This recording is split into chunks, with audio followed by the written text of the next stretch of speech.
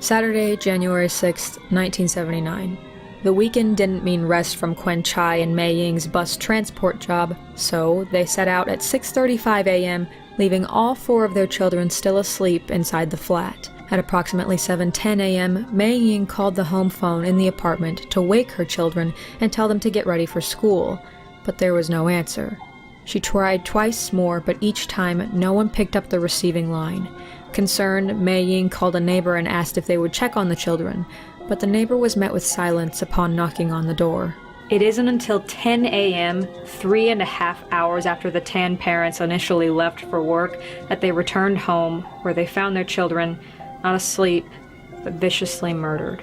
Mei Ying stumbled across the mutilated bodies of Chen Ni, Kok Peng, Kok Hin, and Kok Soon, and each had a minimum of 20 slashes to their bodies and were all dressed in pants and t-shirts and were stacked on top of one another in the family's bathroom. The oldest child, Kok Peng, had long hairs gripped in his right hand, his entire arm nearly severed from his body, and Chen Ni had gashes all along her face. Kok Hin and Kok Soon were just as badly wounded. But despite the violent scene, the only remaining trace of blood was found in the kitchen sink.